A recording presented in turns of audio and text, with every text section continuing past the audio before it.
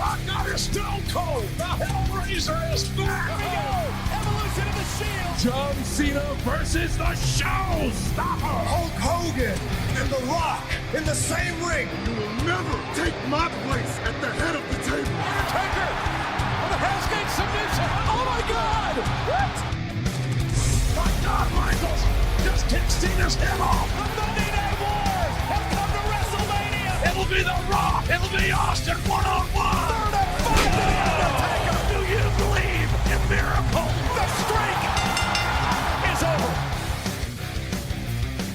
Hey guys, what's going on? And welcome back to Rivalries on the WWE podcast on this Friday, September 24th, as we are just 2 days away from Extreme Rules, a pay-per-view that really does not feel a whole lot like a pay-per-view. Am I right? I don't know about you, but it sure as hell is feeling these days that aside from the big four and maybe Money in the Bank, sprinkle in perhaps an Elimination Chamber in there, a lot of these B pay-per-views really do not feel all that important anymore. Let's say like Backlash and TLC, even Hell in a Cell, Extreme Rules. They really just feel like afterthoughts, and it's kind of a sad landscape right now in the WWE, as it is clear that they're just doing everything in their power to just boost ratings on Raw and SmackDown and burning through pay-per-view level matches in the process. Like New Day versus the Bloodline, that's surely a pay-per-view quality match. You have Roman Reigns in a triple threat match on Monday Night Raw against Big E and Lashley. That could probably headline a WrestleMania, to be honest with you. But that's neither here nor there. You guys are not here for that. You are here for Rivalries.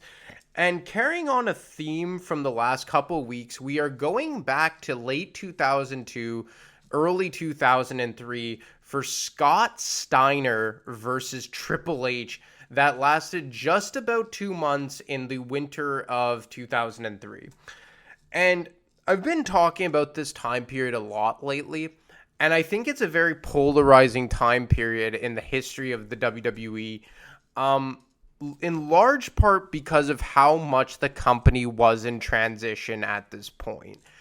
And when you lose two guys in the likes of The Rock and Stone Cold Steve Austin on full-time basis, like they did in the summer of 2002, it really throws all of your plans into a blender. And I remember on one of the episodes of the Ruthless Aggression series that I really hope they revisit and expand on, but that originally came out, I believe, in the spring of 2020, Bruce Pritchard really said, like, what are you supposed to do when the two biggest stars in the company, arguably in the history of the business, walk out on you at virtually the same time? You know, there was Austin who walked out in June of 2002. The Rock put Brock Lesnar over at SummerSlam in August of 2002 and proceeded to go on to Hollywood. And it really left WWE in a pickle. And what they did in this time was also split the roster into two brands. And you sent the World Heavyweight Championship, or the newly rechristened World Heavyweight Championship, to Monday Night Raw, and the WWE Championship, or then known as the Undisputed Championship, over to SmackDown. And as I talked about last week with Brock and the Big Show, SmackDown really got a lot of established stars right out of the gate of the brand split. Like, the first overall draft pick was The Rock. Obviously, he didn't last there all too long because of his commitments to Hollywood. Then you had Kurt Angle go over there, and you could make the case he was the best worker in the company at the time. Following SummerSlam, you had Brock Lesnar, the next big thing, the fastest rising star in the company, become exclusive to SmackDown. The Undertaker moved over to SmackDown after originally being drafted to Raw. Ditto for the Big Show. You had guys, veterans like Rikishi over there, Chris Benoit, Edge, Eddie Guerrero.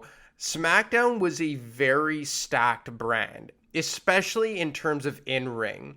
And the proof was in the pudding, right? Like, look at all the guys I just named, like the best workers in the business. You look over on the Monday Night Raw, and Raw had some good players as well. You had Chris Jericho, who was really coming off of a great year in 2001, early 2002, the first ever Undisputed Champion. And right around this time that I'm talking about, he started fast tracking to a program with HBK, and maybe we'll get to that in a future show. You had Christian, who was an established lower mid-card guy, really good tag team competitor. The Dudley Boys rejoined at Survivor Series in 2002. Kane, Rob Van Dam, Jeff Hardy, although this was probably the low point of Jeff Hardy's career. But in terms of main event players, there were few and far between on Monday Night Raw. And that really left Triple H. Triple H was the only quote-unquote guy that you could go with as a credible world champion. You had Shawn Michaels, who had a cup of coffee with the belt between Survivor Series and Armageddon in 2002. But even at that, Shawn Michaels was just coming back from a 5-year hiatus. How realistic would it be for him to be a long-term world champion after being away for half of a decade? And we know behind the scenes, Shawn Michaels was not really interested in once again carrying the company as the main guy and being the world champion. So you had Triple H, and he started off with kind of a program with Ric Flair, defeated Ric Flair on an episode of Monday Night Raw in the fall of 2002, and quickly joined forces with Ric Flair. And Ric Flair became his manager as kind of the prior faction before we got to Evolution. And Evolution's going to play a part in this show as well. And then you get to Survivor Series for the first ever Elimination Chamber, where you have Triple H defending the World Championship against Rob Van Dam, Kane, Booker T, Chris Jericho, and Shawn Michaels. As we all know, Shawn Michaels goes on to win and builds to a 3 Stages of Hell match against Triple H at the following pay-per-view in Armageddon. As I previously said, Shawn Michaels loses the belt, and once again, Triple H is the World Heavyweight Champion. Now, this is the 3rd time in a span of just about 8 months that Triple H is one of the world champions. He won the Undisputed Championship at WrestleMania that year. Then he was awarded the newly debuted World Heavyweight Championship by Eric Bischoff. And then he regains it in December to make himself a 3-time world champion in the span of 8 or 9 months. The following night on Monday Night Raw, we get a Triple H appreciation night by Eric Bischoff in classic heel managerial fashion, where he is going to just give a great welcome for the newly recrowned champion in Triple H. But also that night was the debut of Scott Steiner, a newly signed acquisition, a big name from WCW. And at this point, I don't know if you guys remember, there was Chief Morley, aka Val Venus, who was the chief of staff to Eric Bischoff. They kind of get their wires crossed. Morley promises Steiner the main event slot to sign his new contract. Triple H is promised the main event slot for his appreciation night by Bischoff. And essentially, we have them slide Steiner out of that position to give Triple H his night of shine. But on Scott Steiner's first night on Monday Night Raw, he was not going to go silenced. Thank you. Well, actually, I guess I shouldn't be thanking you. You should be thanking me, shouldn't you? As we should, yes. I don't know. Maybe I should try to be a little more humble, but God knows it's hard to be humble when you're Triple H. It's hard to be humble when you're this good. It's damn good. And quite frankly, I'm not just good. I am the best. And I prove it again and again and again. And last night was no different.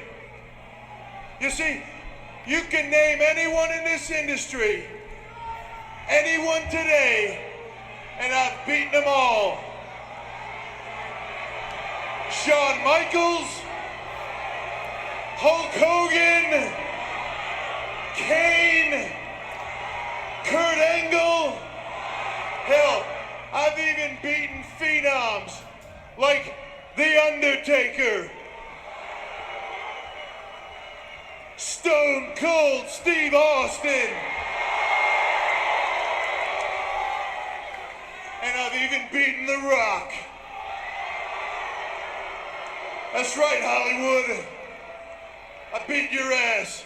You know why you're making movies. And the fact is, hell, now that I think about it, I even retired the hardcore legend Mick Foley. That's true. The fact is, you can line them all up and I will beat them all. Because I am exactly what I say I am, and that is the best. Because I am the game. And whether anybody likes it or doesn't like it, I am that damn good. Oh no. Oh, wait a second. The man that's that damn good has just been interrupted by Big Papa Pump, who has promised to make this a memorable moment for the new world's heavyweight champion. So after Triple H gives down the laundry list of names that he's defeated over the years, he's interrupted by Scott Steiner. And Steiner, who is just a terrible promo, one of the reasons why I'm not really going to play it is because of how bad he is, comes out and says, well, you haven't beaten me. And it's kind of a telltale sign of the talent or lack thereof that WWE had at their disposal at this point in time, that they bring out Scott Steiner to kind of match up to Triple H after beating all the names he just mentioned. Like he says he beat The Rock, he beat Austin, he beat Kurt Angle, he beat Taker, and then Steiner comes out and tries to say like, well, I'm just as good as or better than those guys. And it was just, it felt forced from the very beginning. And I guess that's the entire theme of this particular rivalry, is that it's infamous because it's not remembered for the right reasons. And it was just such a forced rivalry, kind of out of necessity by WWE. And this was the preceding rivalry to Booker T and Triple H, which also felt forced. Now, obviously, Booker T had a lot more crowd support behind him, and there was a want for Booker T to become the champion, and he didn't just show up and insert himself in the main event out of midair. He was on the grind, he was working, the crowd was behind him, so it wasn't completely apples to apples. But that being said, it still was forced. But this one was Steiner just showing up, first time in the WWE for, I want to say 10 years. And to be honest, maybe he was a massive star in WCW. I'm not very privy to what was going on in WCW. I know he was part of the NWO, but I can't really speak to just how big of a star Scott Steiner was in the late 90s with WCW. But obviously, WWE felt, and maybe Eric Bischoff had a hand in this as he was the general manager at the time, although I don't think he really had a hand in creative. I guess they felt that he was better than any other option that they had. And they start building for Scott Steiner versus Triple H, and almost right out of the gate, he is given a World Heavyweight Championship match at the Royal Rumble in the main event, or the Raw main event, obviously, before the actual Rumble. And they go on to build this program based on Scott Steiner's muscles. That's pretty much the depth of where this went. And, I mean, you had anything from an arm wrestling contest to a posing contest to a bench press competition. And to be honest, it really just felt completely shallow. It felt like something that was forced, and it is very rare, or it was very rare at this time in WWE, for something to feel so apparently forced on screen. And that's what this felt like, to be honest with you. And for them to really only try and get our attention into this program by having us care about Scott Steiner being able to beat Triple H in an arm wrestling contest or look better while posing, it really kind of tells you where they were, even themselves, with this rivalry. It never felt as though Scott Steiner had a chance to get this, like to win the championship off of Triple H. And the proof was in the pudding in terms of the storytelling.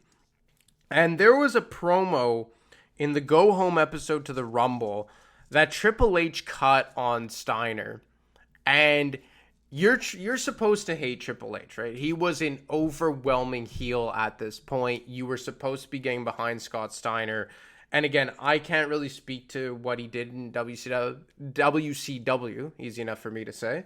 But everyone that is more privy to that information has told me that he should have never come in as a babyface in WWE. And I think that they were right based on everything that I watched, reviewing it before I started recording the show. It was just something that was doomed to fail from the outset, heavily because of creative. But as we see with Goldberg nowadays, and there's other options as well, when you come out of nowhere and insert yourself into the main event and automatically get a title shot just based on merit, it doesn't typically go over all too well with the fans. And it doesn't seem all that believable. And look how quickly they turned on Goldberg. And there is a difference. It isn't apples to apples because Goldberg was an established mega babyface. He was completely over with the crowd in the late 90s with WCW, even during his run with WWE in 2003. But even at that, you have a guy like Goldberg show back up in 2017 and 2019 and just put himself in a world championship match, win the title on 2 of those occasions. It's not going to really jive with the fan base because you want to see a guy that's there all the time, that works for it. Look at The Rock. You know, he was arguably the most over guy in the company in the early 2000s, especially after Stone Cold Steve Austin turned heel.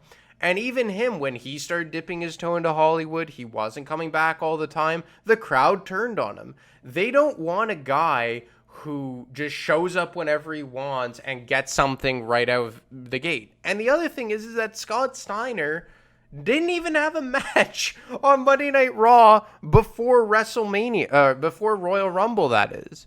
You waltz into Monday Night Raw one day, you sign a contract, and basically get appointed into the main event at the second biggest pay-per-view of the year.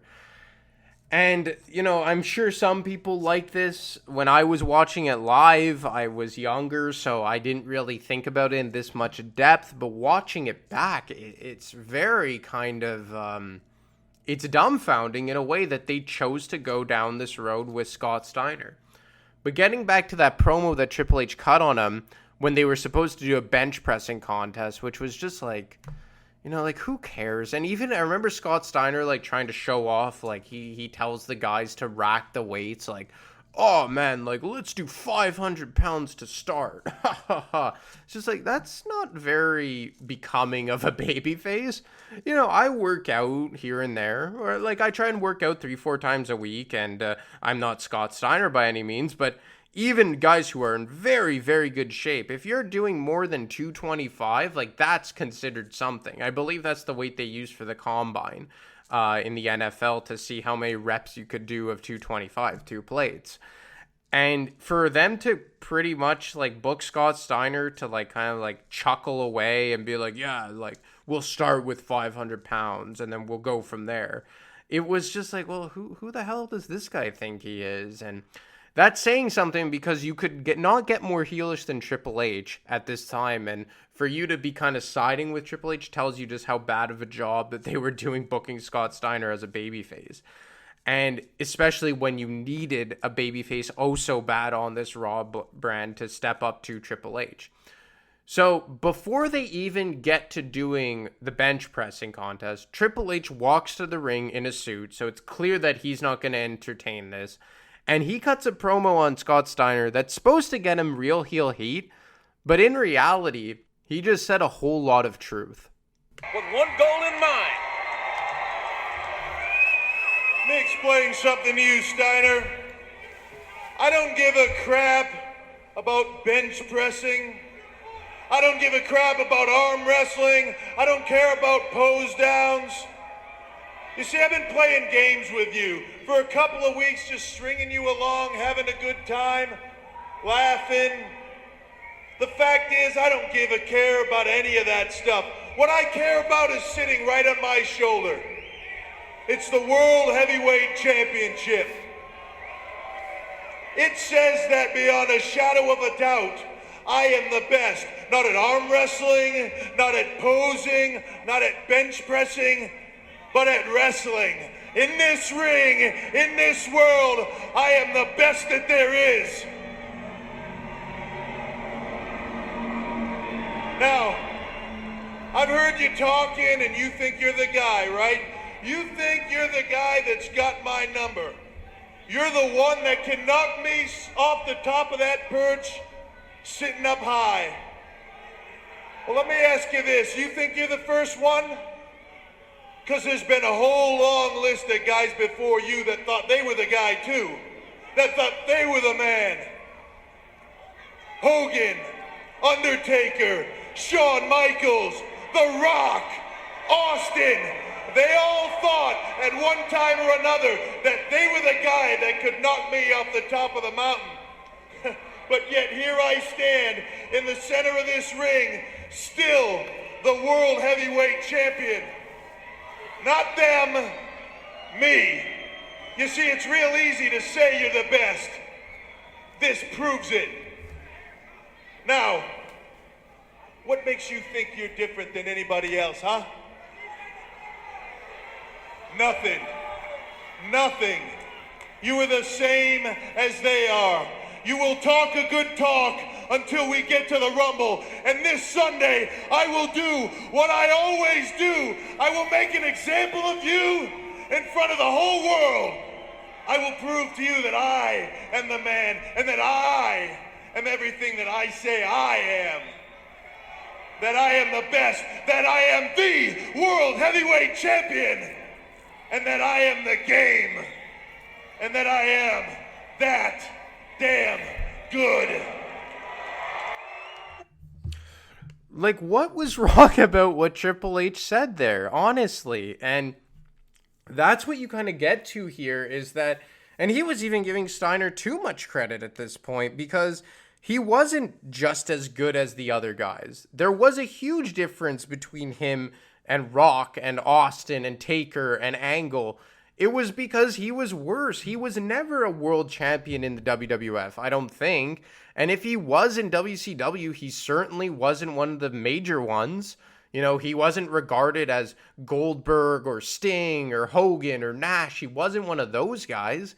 Like I said several times during this podcast, I know I'm not very privy to the WCW landscape and what went on in the late 90s, but I can tell you with certainty that Scott Steiner was not one of the faces of that product. And Triple H, maybe he wasn't the top guy and played kind of third fiddle to Rock and Austin, but in my mind, he certainly was the biggest heel at that time. You can make the case that he's the best heel of all time, and you can make the case that at this point in the WWE, in the winter of 2003, with The Rock on hiatus, with Austin nowhere to be found, he was the best in the business, and to use his own slogan, he was that damn good. And it was like you're trying to build up Scott Steiner to be this guy to finally dethrone Triple H. Like, oh, he's going to be the guy. And you watch and you're just like, why? Why would it be Scott Steiner? You know, like Scott Steiner's going to be like this mega monster that Triple H can't stop. Anyway, they get to Royal Rumble, and Triple H is kind of trying to get disqualified or counted out the entire match. They're really booking Scott Steiner to be a beast, although he is a terrible, terrible worker. And eventually Triple H gets disqualified by hitting him with the sledgehammer. So you know that there will be a second installment of this contest. The following night on Monday Night Raw, we see Steiner go one-on-one with Batista, who was being managed by Ric Flair at the time, but was keeping his distance from Triple H.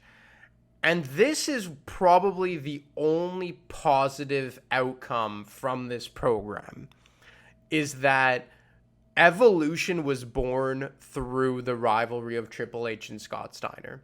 Because the following night on Monday Night Raw, you have Scott Steiner kind of bully around Randy Orton in the back, who at this time was doing his road back from recovering from a shoulder injury, and he would do his news briefs like, oh, I'm 94% better, I'm 95% better. And then during Steiner's match with Batista, Orton gets involved. And everyone was dumbfounded, like, what's Randy Orton doing in the ring? What does he have to do with anything? And then Ric Flair gets involved, and Batista gets involved, and Triple H runs down, and before you know it, you have what would eventually become Evolution beating the holy hell out of Scott Steiner in the middle of the ring.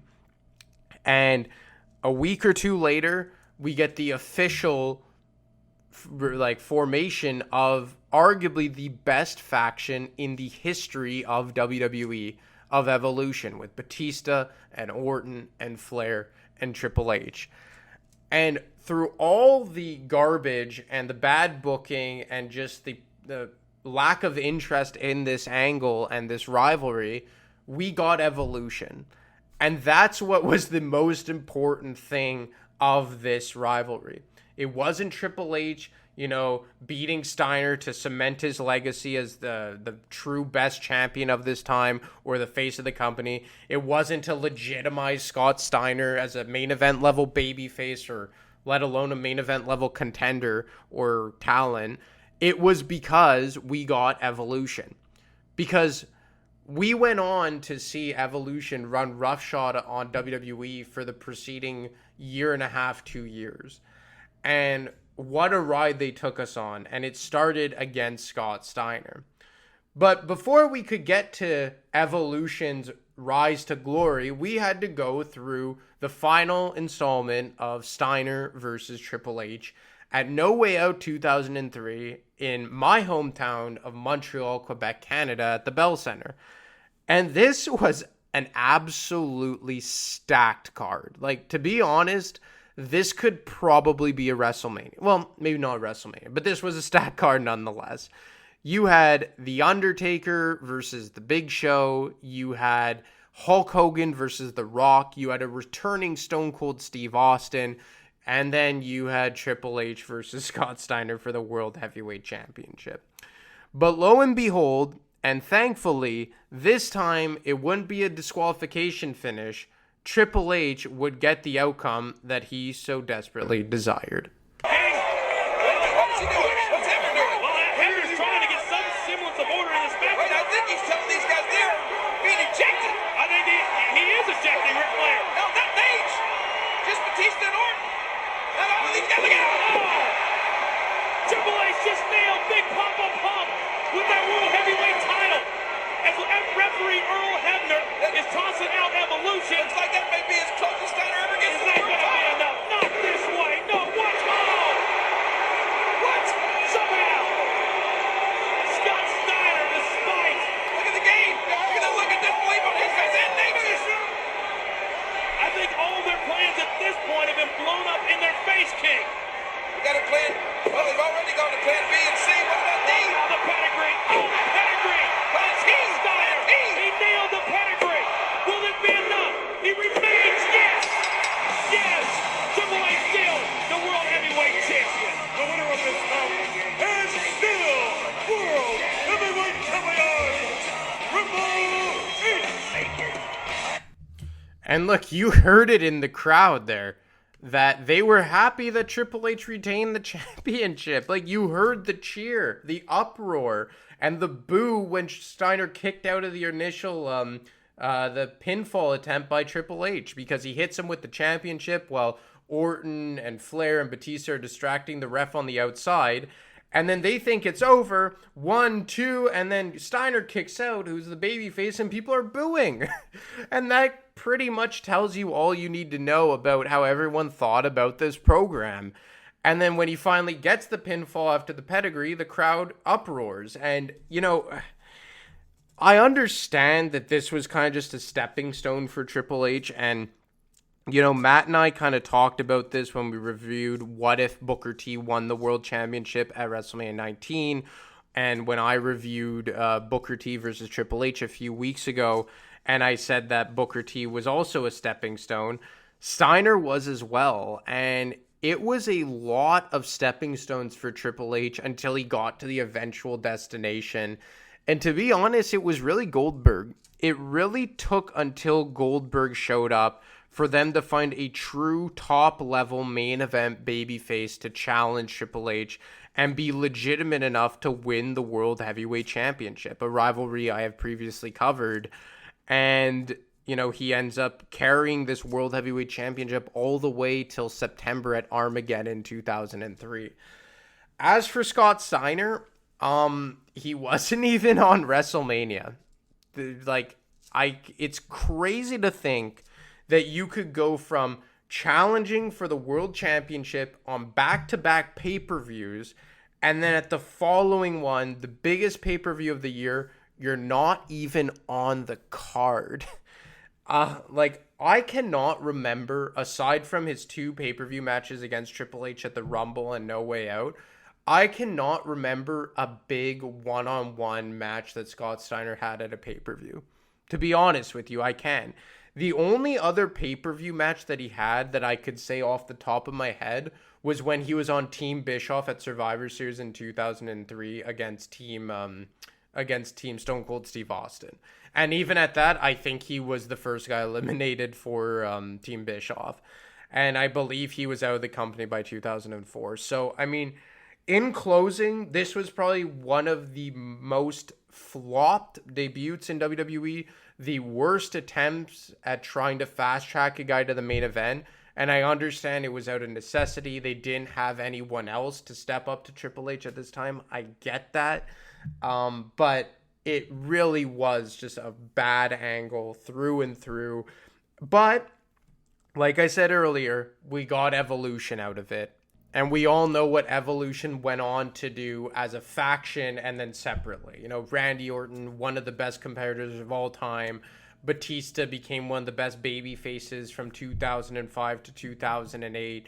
And in my opinion, it truly and finally legitimized Triple H as an elite superstar and talent. Because I know everyone calls it, the reign of terror of Triple H. And in a lot of ways it was. But he really carried the WWE on his back, more specifically Monday Night Raw, all the way until 2005 while they were waiting for true breakout stars. And, you had Goldberg show up for a bit. You had Chris Benoit have a nice run with the world title in 2004. But it really was not until Batista and John Cena completely broke out in 2005 that we finally got to see Triple H kind of take a backseat. And agree with it, disagree with it. I think it was the right call. I agree that Triple H should have held this title for as long as he did and how often he did. But even if you think he should have dropped it somewhere along the line, it certainly was not to Scott Steiner. But anyway, guys, I hope you enjoyed Steiner versus Triple H because that's all I got for you today. But as always, you can get me on Twitter at ADeMarco25. You can get Matt on Twitter at wrestling_audio. Or you can email him at realwwepodcast@gmail.com. And as always, you can catch our What If show every Monday night. But it probably drops on Tuesdays. But anyway, guys, take it easy, and I'll talk to you next time.